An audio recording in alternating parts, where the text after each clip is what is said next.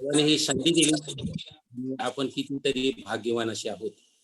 जरी आपण शारीरिकरित्या एकत्रित जमत नाही तरी देखील या माध्यमाद्वारे देव किती महान आहे आणि त्याने आम्हाला त्याच्या प्रिय पुत्राच्या द्वारे आमच्यावर कितीतरी आघाताची प्रीती केलेली आहे त्याचं स्मरण करण्यासाठी आम्हाला एकत्रित केलेलं आहे.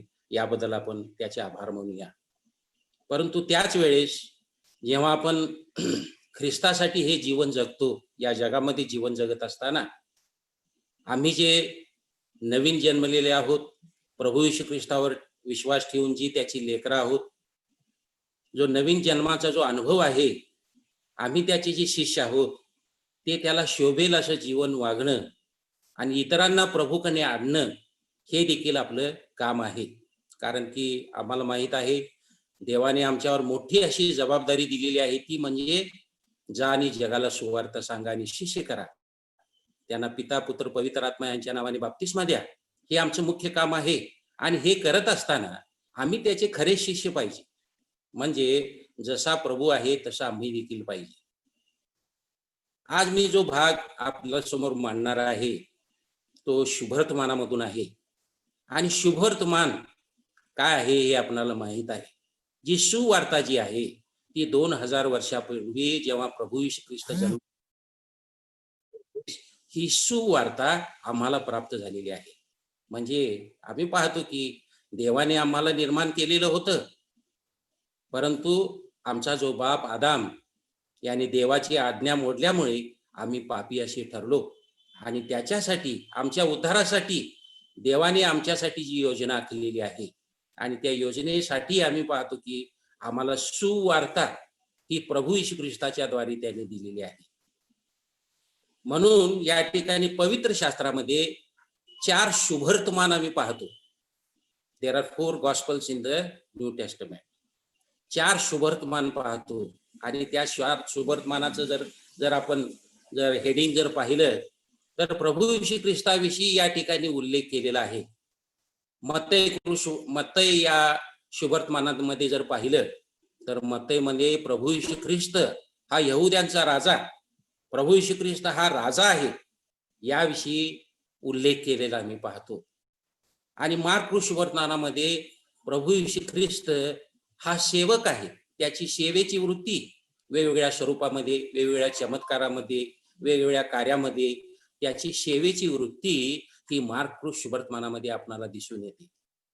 आणि लूक शुभवर्तमानामध्ये प्रभू येशू ख्रिस्त हा तारणारा आहे, तोच तारण देणार आहे, तोच रक्षण करणार आहे, पापापासून सुटका देणारा तोच आहे. हे आपण लूक शुभवर्तमानामध्ये या शुभवर्तमानाचा भाग पाहतो.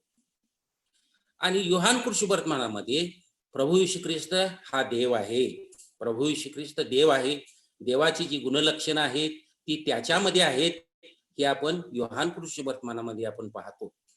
परंतु आज आपण जो विषय पाहणार आहोत तो म्हणजे मार्क शुभवर्तमान. याच्यामध्ये आम्ही पाहतो की प्रभू येशू ख्रिस्त हा सेवक आहे. प्रभू येशू ख्रिस्त हा सेवा करावयास आला. प्रभू येशू ख्रिस्ताची सेवेची वृत्ती ही आज आपण पाहणार आहोत. तर आज माझ्या अभ्यासाचा संदेशाचा मथळा आहे प्रभू येशू ख्रिस्ताची सेवेची वृत्ती. प्रभू येशू ख्रिस्त सेवक. मार्क शुभवर्तमान याची जर सुरुवात जर आपण पाहिली, आपण मार्क शुभवर्तमानाकडे जर पाहिलं तर मार्क शुभवर्तमान जो आहे, who is author of this gospel, is probably the first to write down about the events of Jesus life. प्रभू येशू ख्रिस्ताचं जे जीवन आहे त्याच्याबद्दल लिहिणारा कदाचित हा पहिलाच असा एक लेखक आहे असं आपल्याला दिसून येतं. त्याचप्रमाणे असा देखील विश्वास ठेवला जातो, it is also believed that he is the same person who worked many years as a missionary with Paul and Barnabas. Paul आणि बर्नबा बरोबर त्याने देखील, मार्कने देखील या ठिकाणी सेवा केलेली आहे हे आपण पाहतो. आणि या पुस्तकामध्ये आम्ही पाहतो की कोणत्या गोष्टीवर भार देण्यात आलेला आहे. या पुस्तकामध्ये आम्ही पाहतो की ज्या काही क्रिया आहेत त्याच्यावर, जे काही त्याचं काम आहे त्या कामावर भार दिलेला आहे. This book of Mark which stresses facts and actions rather than themes or topics. आम्ही पाहतो की या भागामध्ये जे त्यांनी कार्य केलेलं आहे, जे त्याचं कार्य आहे त्याच्यावर जास्त भार दिलेला आम्ही पाहतो. म्हणून आम्ही पाहतो की प्रभू येशू ख्रिस्ताच्या सुवार्तेबद्दल या ठिकाणी आपणाला मार्क या पुस्तकामध्ये अति अद्भुत अशा गोष्टी पाहावयास मिळतात. जरी मार्क शुभवर्तमान हे कम्पेरेटिव्हली तुलनात्मक 4 शुभवर्तमानामध्ये जरी ते शॉर्ट आहे, जरी ते लहानसं आहे, तरी देखील त्या ठिकाणी स्पष्टपणे सुवार्तेबद्दल या ठिकाणी लिहिलेलं आहे. प्रभू येशू ख्रिस्ताची जी सेवा आहे, प्रभू येशू ख्रिस्ताने जे जे काही विशेष करून चमत्कार कृत्य केलेले आहेत त्याबद्दल देखील या ठिकाणी लिहिलेलं आहे. आणि प्रभू येशू ख्रिस्ताची जी ऍक्शन आणि अथॉरिटी आहे, Mark shows Jesus as a man of action and authority in Mark शुभवर्तमानामध्ये आम्ही बघतो प्रभू येशू ख्रिस्त हा अधिकाराने वेगवेगळी चमत्कार केलेला आहे, वेगवेगळी गोष्टी केलेल्या आहे आणि वेगवेगळी कार्य केलेलं आहे मी पाहतो.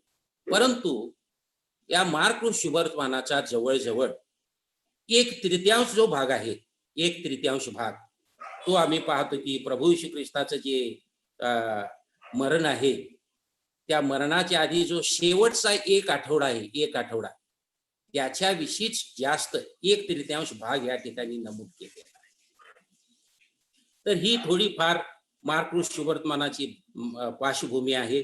त्यामध्ये आम्ही पाहतो की प्रभू येशू ख्रिस्ताने त्या ठिकाणी अनेकांना बरं केलेलं आहे, अनेकांना त्यांनी शिकवलेलं आहे, अनेकांना प्रभू येशू ख्रिस्ताने त्या ठिकाणी त्याचे 12 शिष्य निवडले. ही निवडण्याची घटना देखील आम्ही पाहतो.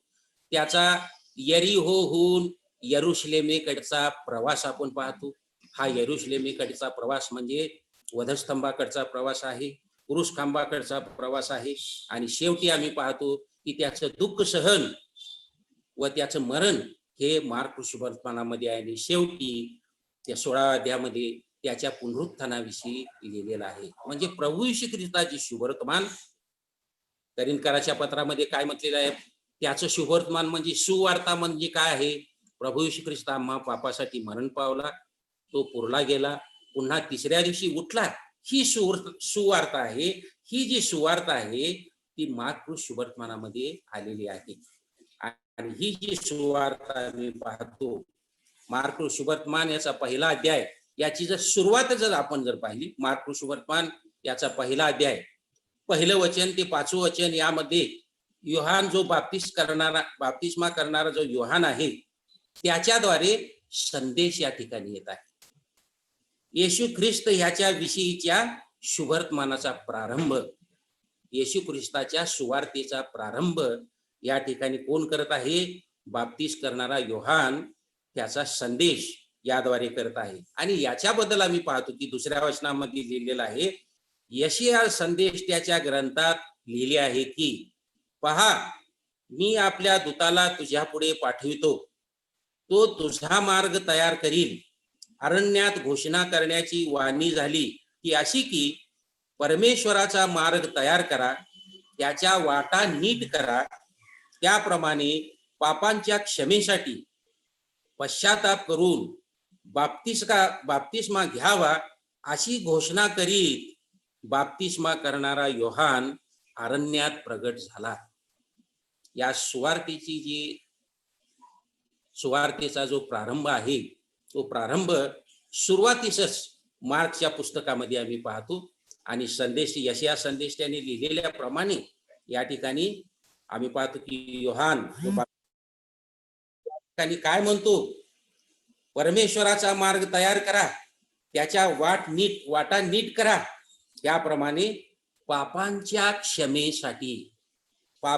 क्षमेसाठी पश्चाताप करून बाप्तिस्मा घ्यावा अशी घोषणा करीत तो त्या ठिकाणी आला. पापांची क्षमा, पापांच्या क्षमेविषयी सुवार्ता या ठिकाणी तो सांगितलेला पाहतो. आणि ते सांगितल्यावर 5व्या वचनामध्ये आम्ही पाहतो, तेव्हा सगळा यहुदिया देश व सर्व यरुशलेमकर त्याच्याकडे लोटले आणि त्यांनी आपापली पापे पदरी घेऊन यार्देन नदीत त्याच्यापासून बाप्तिस्मा घेतला. सुवार्तेचा प्रारंभ या ठिकाणी आम्ही पाहतो. नंतर प्रभू येशू ख्रिस्त देवाच्या राज्याविषयी बोलत आहे. देवाच्या राज्याविषयी त्यांनी या ठिकाणी 4थ्या अध्यायामध्ये दोन दाखले सांगितलेले आहेत, पेरणाऱ्याचा दाखला व दिवा. या दोन दाखल्याच्या द्वारे देवाचे जे राज्य आहे याच्याविषयी तो आपल्या शिष्यांना समजून देण्याचा प्रयत्न करत आहे, देवाचं राज्य. मग आम्ही पुढे पाहतो की त्याच्या प्रवासामध्ये यरुशलेमेच्या वाटेवर जात असताना, यरुशलेमेकडे जात असताना त्यांनी पुष्कळांना बरं केलेलं आहे, वेगवेगळी चमत्कार कृत्ये या ठिकाणी केलेले आहेत. परंतु जो भाग अलीवरनी जो वाचला तो म्हणजे मार्क सुवर्तमान याचा 8वा अध्याय, त्या 22व्या वचनाकडे आम्ही पाहतो. बेतसेदा येथील आंधळ्याला दृष्टी येते. बेतसेदा येथे आंधळ्याला दृष्टी येते. या 8वा अध्याय 22वं वचन ते 10वा अध्याय शेवटच्या वचनापर्यंत हा एक भाग आपण पाहतो. 8व्या अध्यायाच्या 22व्या वचनाची सुरुवात जी आहे ती आंधळ्याला दृष्टी देण्याच्या चमत्कारापासून सुरुवात होते आणि 10व्या अध्यायाचा शेवट जो आहे तो देखील आंधळ्याला दृष्टी देण्याच्या चमत्कारापासून या शेवट होतो. याचा अर्थ असा आहे की हे एक ब्लॉक आहे, हे एक भाग आहे. या भागातून आपण थोडं काही शिकणार आहोत आणि त्याच्यातून आपण हे पाहणार आहोत, प्रभू येशू ख्रिस्त सेवा करण्यासाठी आला. प्रभू येशू ख्रिस्ताच्या सेवेचं जीवन, प्रभू येशू ख्रिस्ताचं सेवेचं मन हे आपण पाहणार आहोत. मग आम्ही पाहतो की बेतसेदा येथे तो आला आणि लोकांनी त्याच्याकडे एका आंधळ्याला आणले आणि आपण त्याला स्पर्श करावी अशी त्याला विनंती केली. विनंती केल्यावर त्याने आंधळ्याला हात धरून त्याला गावाबाहेर नेले आणि त्याच्या डोळ्यावर थुंकून त्याच्यावर हात ठेवून विचारले, तुला काही दिसते काय? तुला काही दिसते काय? तेव्हा तो वर पाहून मला माणसे दिसतात, परंतु असे वाटते की ती मला झाडासारखी दिसत आहे. झाडासारखी दिसत आहे तरी पण ती चालत आहे. झाडासारखी दिसत आहेत तरी ती चालत आहे. नंतर त्याच्या डोळ्यावर पुन्हा या ठिकाणी आम्ही पाहतो की ह्या आंधळ्याला जे बरं केलेलं आहे ते 2 पायऱ्यामध्ये बरं केलेलं आहे, 2 स्टेप्स मध्ये बरं केलेलं आहे. पहिल्यांदा आम्ही काय करतो, प्रभू येशू ख्रिस्त डोळ्यावर थुंकून व त्याच्यावर हात ठेवून त्याला विचारतो, तुला काही दिसते काय? तेव्हा तो काय म्हणतो, मला थोडं थोडं दिसतं. आणि काय दिसतं बरं? मला माणसे झाडासारखी दिसत आहे परंतु तरी ती चालत आहे.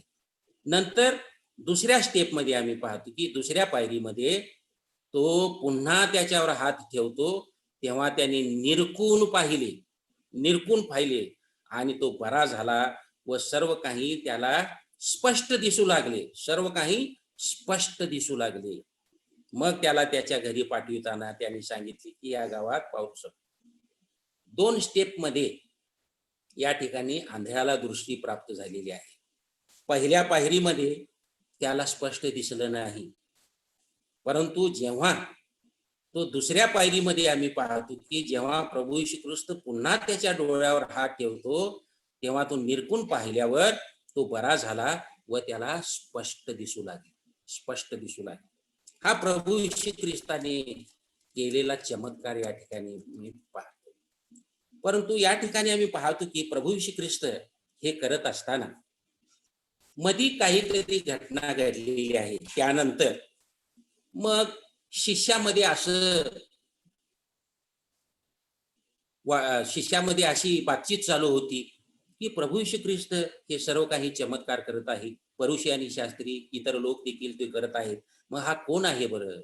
हा कोण आहे?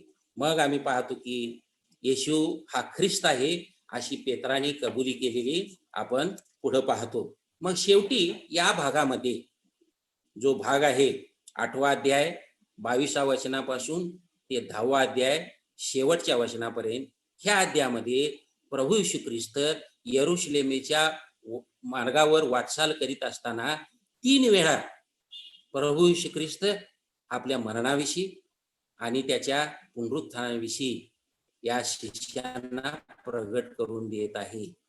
आणि पुन्हा या ठिकाणी तो त्याच्या मरणाविषयी सांगतो. परंतु हे करत असताना तो त्यांना शिष्यांना आत्मत्यागाचं आमंत्रण देतो आणि ते आपण 8वा अध्याय 34 वचनामध्ये पाहतो. मग त्याने आपल्या शिष्याबरोबर लोकांनाही बोलावून म्हटले, जर कोणी माझा अनुयायी होऊ पाहतो तर त्याने आत्मत्याग करावा, आपला वधस्तंभ उचलून घ्यावा, मग मला अनुसरत राहावे. मला अनुसरत राहावे. आम्ही आता प्रभू श्री ख्रिस्ताचे शिष्यगण आहोत, परंतु या ठिकाणी कसं बरं शिष्यगण आहोत? आम्ही पहिली गोष्ट म्हणजे आपला आत्मत्याग केला पाहिजे. दुसरी गोष्ट, प्रभू श्री ख्रिस्ताचा वधस्तंभ आपण वाहून घेतला पाहिजे, मगच आपण त्याला अनुसरू. हे आपण या ठिकाणी पाहतो. मग आम्ही पुढे पाहतो काय झालेलं आहे.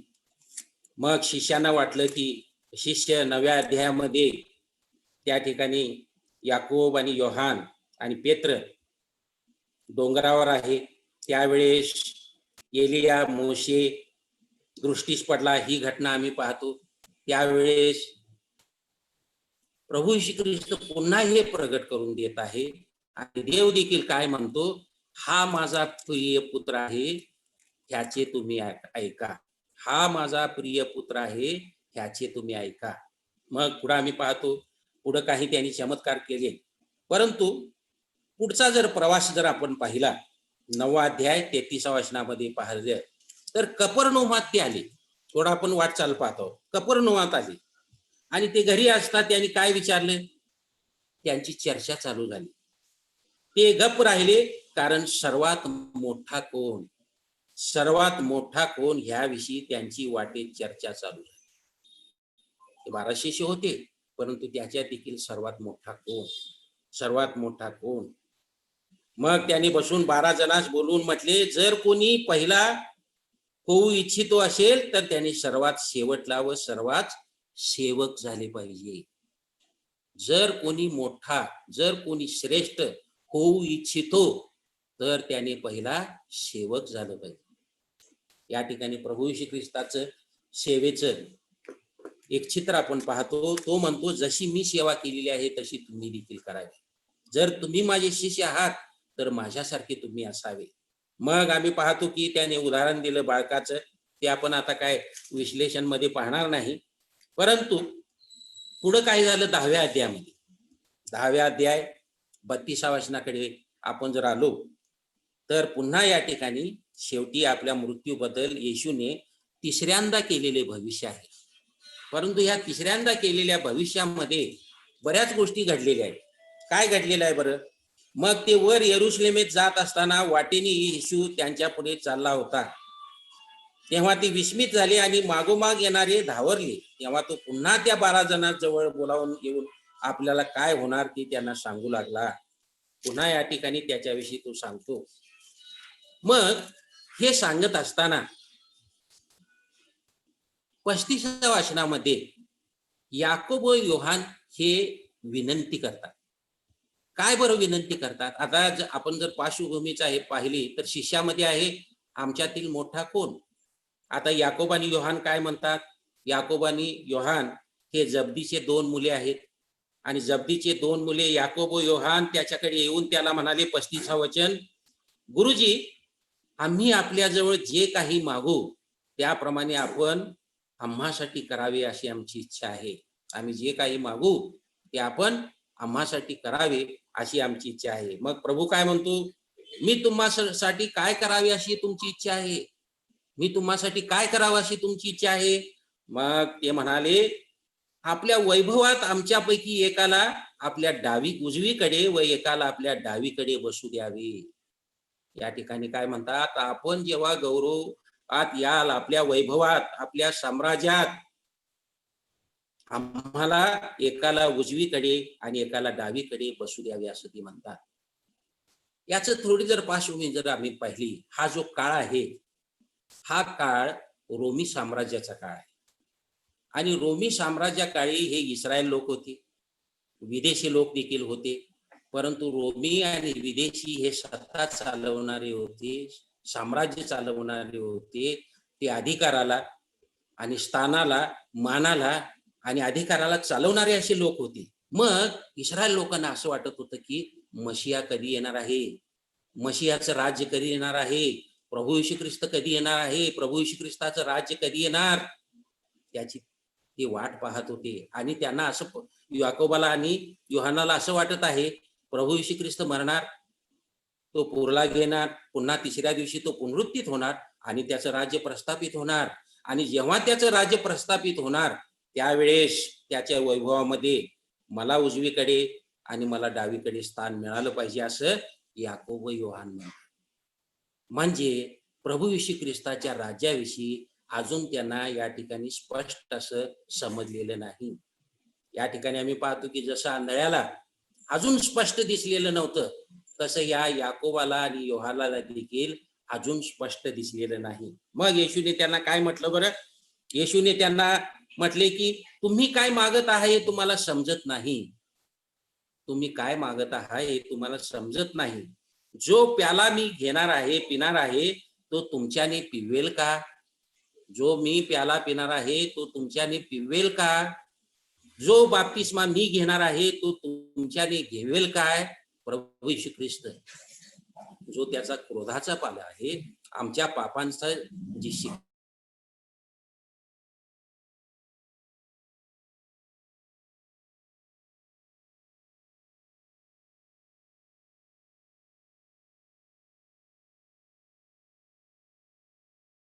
दिसत होतं की आता माझं दुःख सहनाचे दिवस आलेले आहे, मला दुःख सहन करायचं आहे, मला त्या क्रूस खांबावर मरायचं आहे, कारण की ही पित्याची इच्छा आहे आणि ती परिपूर्ण अशी झाली पाहिजे.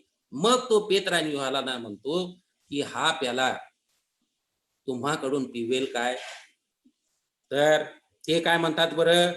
ते त्याला म्हणाले घेवेल, घेवेल, म्हणजे आम्हाला घेवेल. येशूने त्यांना म्हटले जो प्याला मी पिणार आहे तो तुम्ही प्याल व जो बाप्तिस्मा मी घेणार आहे तो तुम्ही प्याल, हे खरे, पण माझ्या उजवीकडे व डावीकडे कोणाला बसू देण्याचे माझ्या हाती नाही. ह्या जागा ज्यांच्यासाठी सिद्ध केल्या आहेत त्यांनाच त्या मिळणार. उजवीकडे कोण बसावं, डावीकडे कोण बसावं हे माझ्याकडे नाही, तर हे देवाकडे आहे, त्याने ते ठरवायचं आहे. आणि ही चर्चा होत असताना बाकीचे जे 10 शिष्य आहेत त्यांचं काय बोलणं चाललेलं आहे?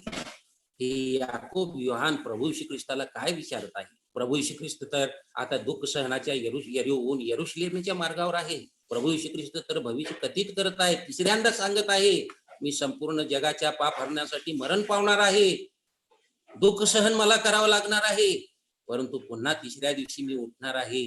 हे सांगत असताना ह्यांची चर्चा चालू आहे, तू जेव्हा पुनरुत्थानानंतर वैभवात येतील त्यावेळेस माझी जागा कुठे असेल, ह्याविषयी यांची रदबदली चालू आहे.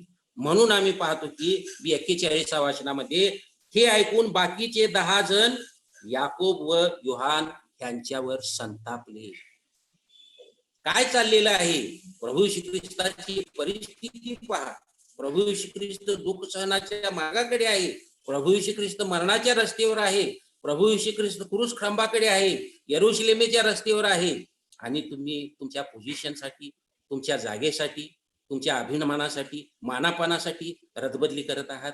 म्हणजे याचा अर्थ असा आहे, बंधू भगिनींनो, जरी आम्ही प्रभू येशू ख्रिस्ताची शिष्य आहोत तरी देखील आमचा जो स्वभाव आहे, जरी हे याकोब आणि योहान आम्ही पाहतो की प्रभू येशू ख्रिस्ताबरोबर होते, त्याचे शिष्य होते, परंतु त्यांना प्रभू येशू ख्रिस्त काय सांगत आहे हे संपूर्णपणे स्पष्ट असं दिसलेलं नव्हतं. ते का बरं दिसलेलं नव्हतं? जोपर्यंत आम्हाला आमची पापे दिसत नाहीत तोपर्यंत आम्हाला प्रभू येशू ख्रिस्त स्पष्ट दिसत नाही. कारण की आम्ही पवित्र झाल्याशिवाय, आम्ही निष्कलंक झाल्याशिवाय, आमची पापे दूर झाल्याशिवाय प्रभू येशू ख्रिस्त आम्हाला स्पष्ट दिसत नाही. या ठिकाणी याकोब आणि योहान आम्ही पाहतो की ते पोझिशनसाठी भांडत आहे, स्थानासाठी भांडत आहे, मानासाठी भांडत आहे, अभिमानासाठी भांडत आहे, ते रदबदली करत आहे. म्हणून बाकीचे शिष्य त्याच्यावर संतापले. पुढे काय झालं पहा. हे चालत असताना, ही गोष्ट चालत असताना पुन्हा तेव्हा त्यांना जवळ बोलावून येशू त्यास म्हणाला, 41व्या अध्यायामध्ये, परराष्ट्रीयात सत्ताधारी म्हणून जे मानलेले आहेत ते त्यांच्यावर जुलूम करीतात व त्यांचे वरिष्ठ लोक त्यांच्यावर अधिकार चालवतात. हे तुम्हाला ठाऊक आहे. रोमी साम्राज्य कसं आहे, परराष्ट्रीय कसे आहेत हे तुम्हाला ठाऊक आहे. परंतु तुमची गोष्ट तशी नाही. तुमची गोष्ट तशी नाही. तर जो तुम्हामध्ये मोठा होऊ पाहतो, जो तुम्हामध्ये मोठा होऊ पाहतो, त्याने तुमचा सेवक झाले पाहिजे. जो तुम्हामध्ये श्रेष्ठ होऊ पाहतो, जो तुम्हामध्ये मोठा होऊ पाहतो, तो तुमचा सेवक झाला पाहिजे. हे प्रभू आज तुम्हाला आणि आम्हाला शिकवत आहे. मग पुढे तो म्हणतो, आणि जो कोणी तुम्हामध्ये पहिला होऊ पाहतो, त्याने सर्वांचा सेवक पाहिले पाहिजे. कारण मनुष्याचा पुत्रही सेवा करून घ्यावयास नाही, तर सेवा करावयास व पुष्कळांच्या मुक्तीसाठी आपला जीव व खंडी म्हणून अर्पण करावयास आला.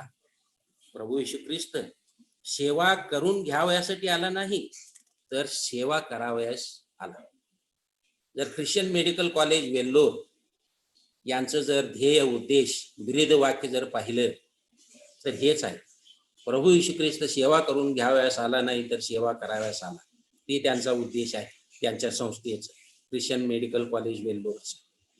अशा प्रकारे आम्ही पाहतो की प्रभू येशू ख्रिस्त काय म्हणतो, जर तुम्हाला मोठं व्हायचं असेल, याचा अर्थ असा आहे, जर तुम्हाला पुढारी पहिला तो शेवटला, हे देखील या ठिकाणी आम्ही पाहतो की जो पहिला होऊ पाहतो तो शेवटला, जो पुढारी होऊ पाहतो तो सेवा केला पाहिजे, जो मुख्य किंवा वरिष्ठ होऊ पाहतो तो गुलाम झाला पाहिजे. ही सेवेची गुणलक्षणे या ठिकाणी आम्ही पाहतो. मग पुढे आम्ही पाहतो काय झालेलं आहे, आंधळ्या बारतिमेला दृष्टी प्राप्त झाली. आंधळ्या बारतिमेला दृष्टी.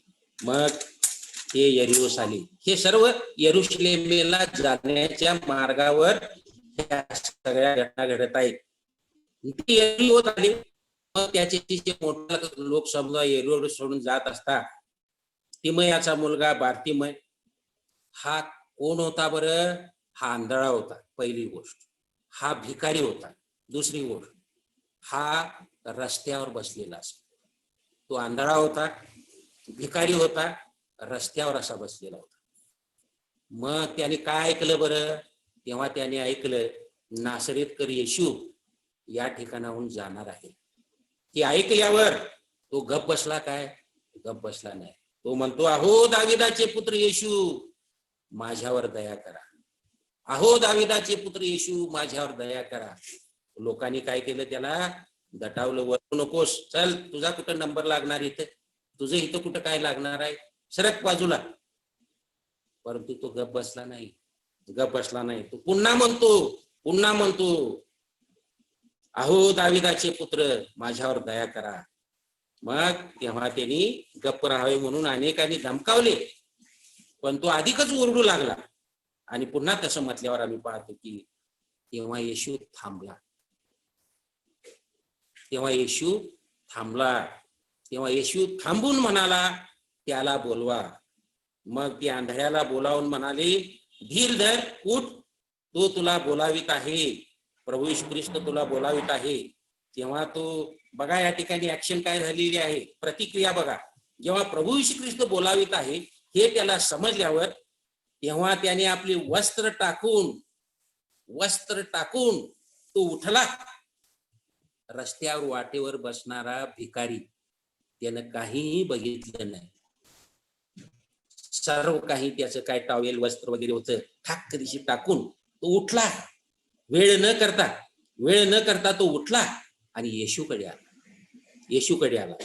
आणि येशू त्याला पुन्हा प्रश्न विचारतो, जो प्रश्न याकोबाला आणि योहानाला प्रभू येशू ख्रिस्तांनी विचारलेला होता. कोणता बरं प्रश्न? मी तुझ्यासाठी काय करावी अशी इच्छा आहे. मी तुझ्यासाठी काय करावी अशी इच्छा आहे. तेव्हा आम्ही पाहतो की आंधळा त्यास काय म्हणाला, मला मोठं देणगी द्या, मला मोठी भीक द्या, मला मोठे पैसे द्या, मला मोठे शक्ती द्या, मला जागा द्या, मला स्थान द्या, मला मान द्या, मला समाजामध्ये पुढारी करा. नाही हो, त्याने काय म्हटलं बघा, गुरुजी मला दृष्टी प्राप्त व्हावी. गुरुजी मला दृष्टी प्राप्त व्हावी, जेणेकरून मला स्पष्ट दिसावं, जेणेकरून मला स्पष्ट दिसावं. मग पुढे आम्ही पाहतो की येशू त्याला म्हणाला, जा, तुला विश्वासाने बरे केलेले आहे. आणि तो लागलीच त्याला दृष्टी आली, लागलीच त्याला दृष्टी आली. या ठिकाणी दोन स्टेज नाही. पहिल्या अंधळ्याकडे आम्ही पाहतो 2 पायऱ्यामध्ये त्याला दृष्टी आली, परंतु ह्या अंधळ्यामध्ये आम्ही पाहतो लागलीच त्याला दृष्टी आली, लागलीच त्याला दृष्टी आली. आणि तो म्हणजे भिकारी लागलीच दृष्टी आल्यावर काय केला माहित आहे का? तो घरी लगेच पळत गेला नाही, तर ज्या वाटेने प्रभू येशू ख्रिस्त चालत होता, ज्या वाटेवर तो जात होता, त्या मागे चालू लागला. म्हणजेच याचा अर्थ तो त्याचा शिष्य झाला आणि त्याला अनुसरू लागला. याच्यातून आपल्याला काय शिकायचं आहे? या ठिकाणी आम्ही पाहतो, आम्हाला बोध असा आहे, प्रभू येशू ख्रिस्त या ठिकाणी आपल्या मरणाविषयी सांगत आहे. त्यावेळेस त्याच्याबरोबर जे शिष्य आहेत, शिष्य जरी त्याच्यावर होते तरी त्यांच्याबरोबर प्रभू येशू ख्रिस्त जे काही सांगत आहे ते त्यांना पूर्णपणे स्पष्ट असं दिसलेलं नव्हतं.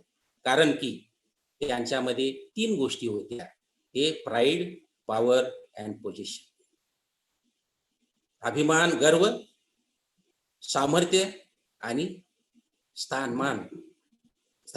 या 3 गोष्टीमुळे आम्ही पाहतो की त्यांना प्रभू अजून स्पष्ट दिसलेला नव्हता, प्रभू अजून स्पष्ट दिसलेला नव्हता. परंतु त्या बार्तिमाकडे पाहायला गेलं, बार्तिमा देखील हा कोण होता बरं? आंधळा, ज्याला काहीच दिसत नव्हतं. तो भिकारी होता, त्याच्याकडे प्रभूला देण्यासाठी काहीच नव्हतं. तो दिवाळखोर असा होता, भिकारी होता, त्याच्याकडे काहीच नव्हतं आणि तो रस्त्यावर बसून भीक मागत असे. परंतु त्याच्या बाबतीत त्यानं काय मागितलं बरं? त्यानं काय 3 P's मागितली नाही, त्यानं काय प्राईड, पॉवर आणि पोझिशन मागितली नाही. त्याने काय मागितलं? मला दृष्टी हवी आहे. याचाच अर्थ असा आहे की बंधू भगिनींनो, जर आम्हाला सेवक व्हायचं असेल, जर आम्हाला सेवक व्हायचं असेल, कोण आहे ते आपल्याला स्पष्ट दिसलं पाहिजे. आणि ते स्पष्ट दिसण्यासाठी आम्ही पाहतो की जोपर्यंत आम्ही कोण आहोत हे आम्हाला समजत नाही, तोपर्यंत प्रभू आम्हाला स्पष्ट दिसत नाही. कारण की आम्ही पाहतो की आमचा जो स्वार्थ आहे, तो याकोब आणि योहान या ठिकाणी ते काय बघत होते? उजवीकडे कोण बसणार, डावीकडे कोण बसणार, जेव्हा तू वैभवात येशील तेव्हा काय? आणि शिष्य देखील त्यांच्यावर संतापले. तुमच्यात मोठा कोण, आमच्यात मोठा कोण, हे त्यांचं चाललं होतं. आणि प्रभू येशू ख्रिस्त त्यांना समजावून देण्याचा प्रयत्न करत होता. त्यांची समजूत अशी होती की मी मरणानंतर पुन्हा उठणार आहे, पुन्हा उठवल्यानंतर ख्रिस्ताचं राज्य स्थापित होणार आहे. नाही, ख्रिस्ताचं राज्य स्थापित होणार आहे, परंतु ते कधी असणार बरं? जेव्हा अंतराळात आम्हाला बोलवणार, त्यानंतर 3.5 वर्षाचा जो काल आहे तो संकटाचा काल असणार. नंतरचा 3.5 वर्षाचा काल महासंकटाचा असणार. त्यानंतर आम्ही पाहतो की प्रभू 1 वर्ष, 1000 वर्ष आमच्या बरोबर मशानिक किंगडम स्थापित करणार आहे. मशिया राज्य, प्रभू येशू ख्रिस्ताचं राज्य स्थापित करणार आहे. त्याविषयी तो बोलत आहे, त्याविषयी सांगत आहे. त्यावेळेस आम्हाला बक्षीस काय आहे? आम्ही त्याची सेवा केलेली आहोत काय? तर या ठिकाणी मला हे सांगायचं आहे, बार्तिमाकडे पाहत असताना त्याने प्रभू येशू ख्रिस्ताकडे काय मागितलं? मला प्रभू दृष्टी आली आहे. तसं आम्ही देखील आमच्या जीवनामध्ये आम्ही जीवन जगत असताना त्याची शिष्य या नात्याने, प्रभू तू कसा आहेस, मला हे स्पष्ट दिसू दे. आणि हे कधी बरं दिसणार? जेव्हा आम्ही आमची पापे पदरी घेऊ, जेव्हा आम्ही आमच्याकडे लक्ष देऊ, मी कोण आहे, मी कसा आहे, ते माझं मला माहित आहे, ते प्रत्येकाला माहित आहे. जोपर्यंत आम्हा स्वतःला कळणार नाही तोपर्यंत आम्हाला प्रभू स्पष्ट दिसणार नाही. म्हणून प्रिय बंधू भगिनींनो, प्रभू येशूने काय सांगितलेलं आहे? प्रभू येशू ख्रिस्त जसा सेवा करण्यास आला, आपण स्थानासाठी, मानासाठी, पोझिशनसाठी भांडत असतो. बंधू भगिनींनो, दुःखाची, खेदाची गोष्ट आहे ह्या स्वभावानेच आम्ही पाहतो की स्थान, मान, पान, पोझिशन, ह्या स्थानासाठी आपल्या मंडळामध्ये देखील आम्ही पाहतो की कित्येक मंडळ्या, मिरजेच मी उदाहरण देत नाही, बऱ्याच मंडळामध्ये एकी नसते आणि वेगवेगळ्या मंडळा स्थापिल्या जातात.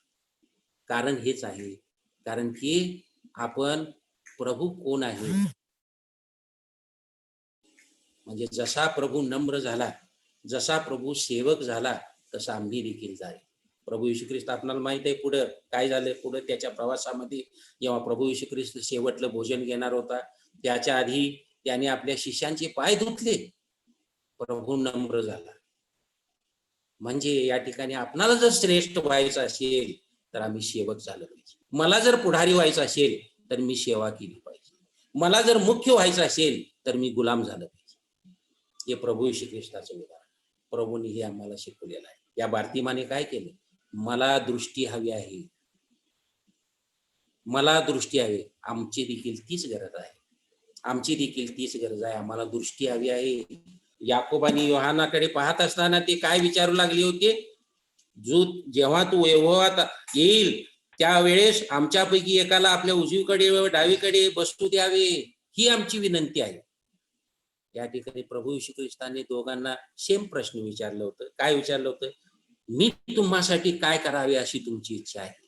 पेत्राने या ठिकाणी याकोबाने आणि योहानं काय म्हटलं, तो जेव्हा वैभवात आमच्यापैकी एकाला उजवीकडे आणि डावीकडे बसवा, ही आमची इच्छा आहे. परंतु जेव्हा बार्तिमाला विचारले, मी तुझ्यासाठी काय करावे अशी तुझी इच्छा आहे, त्यावेळेस गुरुजी मला दृष्टी प्राप्त व्हा, मला काय ते पोझिशन नको, मला काय स्थान नको, मला काय नको, मला तुझ्यासारखं. कारण की आम्ही पाहतो शेवटच्या वचनामध्ये तो वाटेने येशूच्या मागे चालू लागला. याचाच अर्थ असा आहे की तो प्रभू येशू ख्रिस्ताचा शिष्य झाला. प्रभू येशू ख्रिस्तासाठी त्याने दुःख सहन केलं. प्रिय मित्र हो, प्रिय बंधू आणि भगिनींनो, प्रियानो, आम्ही ख्रिस्ताचे शिष्य आहोत. या बार्तिमेयासारखं आम्ही ज्या वाटेने प्रभू येशू ख्रिस्त जात आहे त्या वाटेने आम्ही अनुसरत आहोत काय, हा आज आपल्या समोर प्रश्न आहे. जसा प्रभू येशू ख्रिस्त सेवक झाला, सेवेची वृत्ती त्याच्यामध्ये होती, नम्रतेची वृत्ती होती, लीनतेची वृत्ती होती, ती आमच्यामध्ये असावी. हा बोध या ठिकाणी आम्ही पाहतो. मार्क सुवर्तमानामध्ये प्रभू येशू ख्रिस्तचं मरण, प्रभू येशू ख्रिस्ताचं पुनरुत्थान याच्या आधी जवळजवळ 1/3 भाग याच्याबद्दलच लिहिलेला आहे. आणि तो आपल्या शिष्यांना हे समजावून सांगत आहे, तुम्ही मोठे हो. त्यांच्यामध्ये मोठेपणासाठी वादविवाद होत होते, परंतु त्या ठिकाणी तो काय सांगतो, मी सेवा करून घ्यावयास नाही तर सेवा करण्यासाठी आलेलो आहे. मनुष्याचा पुत्र ही सेवा करून घ्यावयास नाही तर सेवा करावयास व पुष्कळांच्या मुक्तीसाठी आपला जीव खंडिनी म्हणून अर्पण करण्यास आला आहे. प्रभू श्री ख्रिस्ताने आमच्या मुक्तीसाठी खंडणी भरलेली आहे. आम्ही देखील त्याचे शिष्य आहोत. त्याला अनुसरण्यासाठी आम्ही विश्वासाने त्याच्या पुढे केलेला आहे. बार्तिमेयाला काय म्हटलं, तुझ्या विश्वासाने तुला बरं केलेलं आहे, तुला दृष्टी आली दृष्टी. आणि मग जसं आम्हाला देखील प्रभू येशू ख्रिस्तावरील विश्वासाच्या द्वारे त्यानं बरं केलेलं आहे. आम्ही पापामध्ये मेलेले असे होतो, पाप या आजाराने आम्ही पीडित असे होतो, परंतु त्याने आम्हाला बरं केलेलं आहे.